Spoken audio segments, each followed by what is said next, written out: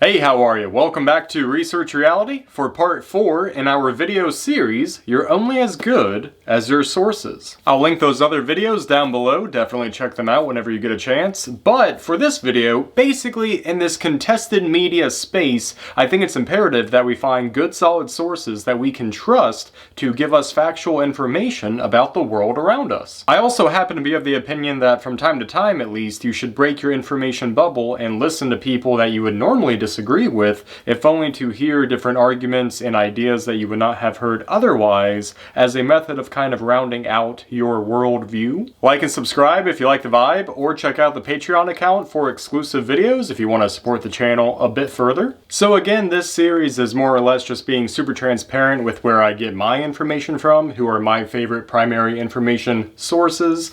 In part 2, we talked about my favorite authors, journalists, and in part 3, we talked about my favorite YouTubers. And following along with that same theme, in this video we're talking about some of my favorite comedians, some of my favorite podcasts, again, people that all pay some kind of contribution to that culture of resistance that we keep talking about. So definitely leave a comment down below if there's a comedian or podcast that you listen to that you think is a good solid source of information. Also, as an addendum to part 2 of this series, I did forget to mention Annan Geerdendas, who wrote the fantastic book Winner Take All, or Winners Take All, or fuck. The title is Winners Take All, and it's all about the ultra rich and how they use philanthropy to actually just kind of mask the fact that they could be paying higher taxes, but instead they give money to charities, they sponsor programs, you know, the classic Gilded Age millionaire shit. So yeah, definitely a good book, highly recommend. Forgot to mention him in part 2, but now moving on to part 4, starting off with a few comedians. And again, there is some overlap here. You know, some people might be on YouTube as well. Some people might be split between a YouTube and a podcast.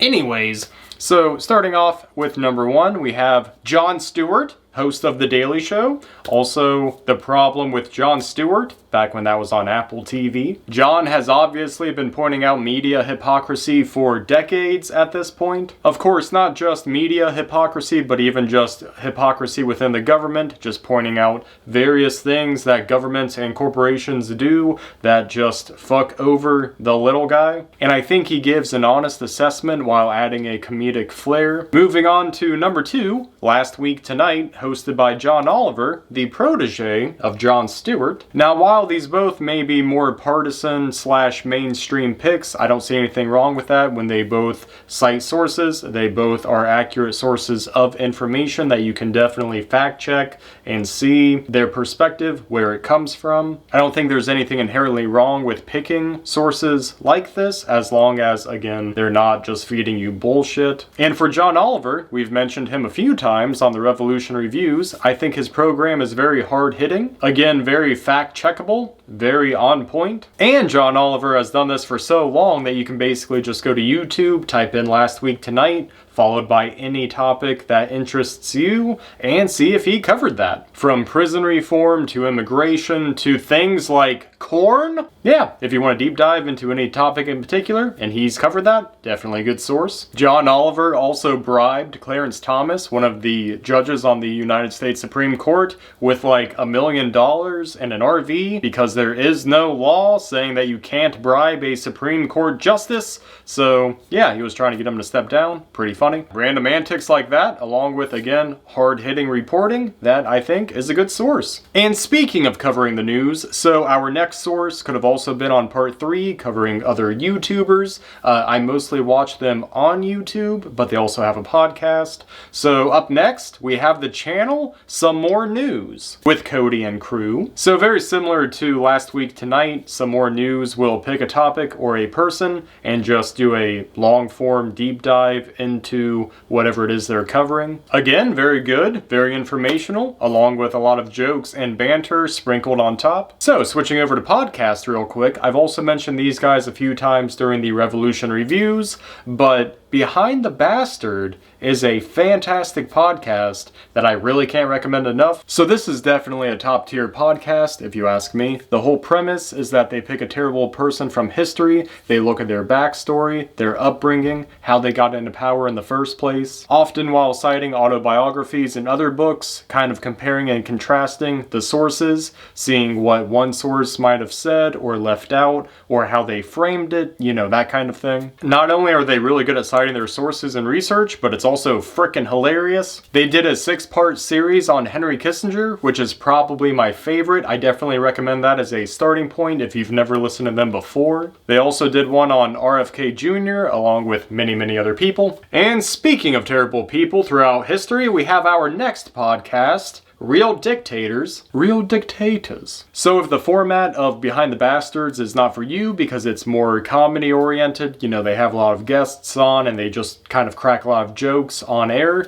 this is definitely more for you if you're looking for a more narrative based sort of experience. You're still going to find that detailed coverage of that one dictator in particular, but then you're also going to get a pretty immersive experience with music and sound effects in the background, which tends to be pretty immersive overall. Just another informative, nutritionally dense podcast made with real dictators. Real dictators. Now, switching back to comedians, we have Josh Johnson, who is just super prolific. This dude can take just about any topic, any current event, and make it funny, all in like no time flat. It seems like you can read a headline and then 3 hours later you see him doing stand-up talking about said headline, and he just has hours and hours of content, and it's not only just funny, but also it adds a certain context, it adds a certain perspective that I find to be truly insightful, which I guess is kind of the litmus test for all of this really, but still. But yeah, Josh Johnson, super good, love watching his clips,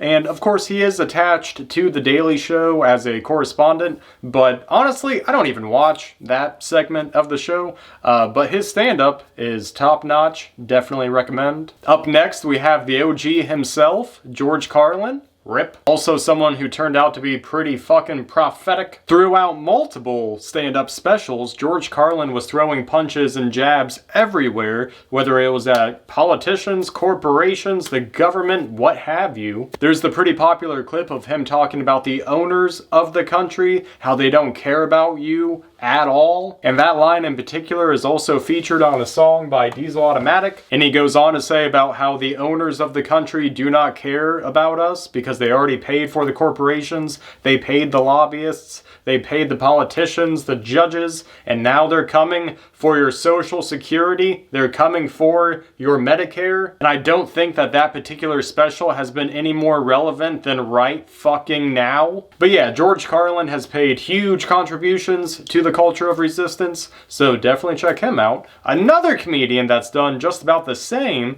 is Bill Hicks. He's another funny guy. Bill Hicks is also featured on Low Key's album, Soundtrack to the Struggle 1, talking about watching missile technology and how impressive it is that it could fly down an air vent and hit the target, but realistically, couldn't we use that same technology to shoot food at hungry people? Probably. But there's not a whole lot of profit in that, so that's why we, don't have things like that. Up next, we have Dave Chappelle, definitely one of the GOATs, definitely hilarious, definitely has been on his grind for years now, whether it was the Chappelle Show or just, his actual stand-up specials. Again, like I say about all of my sources, I do not necessarily agree with everything Dave Chappelle says, whether it's the trans stuff or it's bringing Elon Musk out on stage. I can disagree with Dave at various points, but still think that he's a legendary comedian who's been hitting on topics such as race and politics, and even things like January 6th, which I think he has a pretty scathing critique of. So yeah, Dave Chappelle, again, definitely paid huge contributions to the culture of resistance that I keep repeating because I don't know what else to say at a certain point. Last but not least, we have Bill Burr, who has definitely been on one as of late, especially with his podcast. He's really been taking a lot of shots at that billionaire class. Well, that didn't age too well. Whatever. I recorded this like, 6-8 months ago? It is what it is. But also kind of like Dave Chappelle, Bill's been on this train for quite some time, so you know, this is not anything new necessarily, but it's still definitely, I guess you could say that there's been an uptick in him speaking out on various topics. Again, mostly at the wealth disparity, you know, just kind of being fed up with the way our society has been running for the last however many decades. Now that pretty much concludes the list, or at least the ones I wrote down, but there are a few honorable mentions and or just people that I feel like are worth mentioning just to add them into the conversation. Now when it comes to the topic of podcasts, it's very hard to not talk about Joe Rogan, and of course, pre-COVID, I did watch Joe Rogan quite a bit. In fact, I still do, but not nearly as much as I did. I think there's almost more to say about Joe when I do the video about people that I mostly disagree with, so I'm actually going to kind of hold off on talking more on that. There's obviously still a lot of stuff that I agree with that he says, or the people that he has on. A lot of the people that we've talked about in previous videos have been on his podcast, including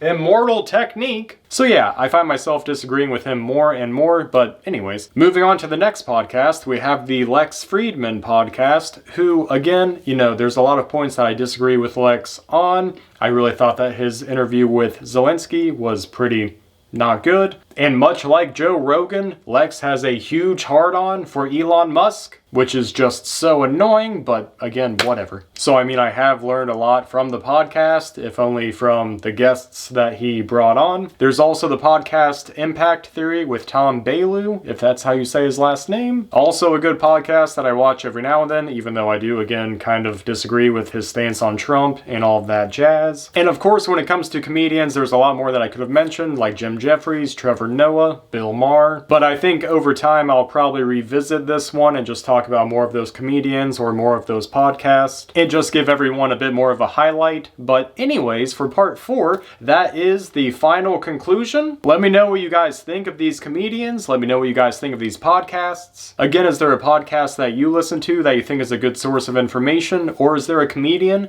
that you think really highlights injustice or corruption? Someone that could almost be on this wall? And speaking of the wall, definitely let me know if there's an album on the wall that you want to see me review next for the Revolution reviews. And thank you again, guys, for watching. Like and subscribe if you like the vibe. Check out the Patreon account for exclusive videos. And until then, guys, thank you so much for watching. Take care, and we will see you on the next video. Later.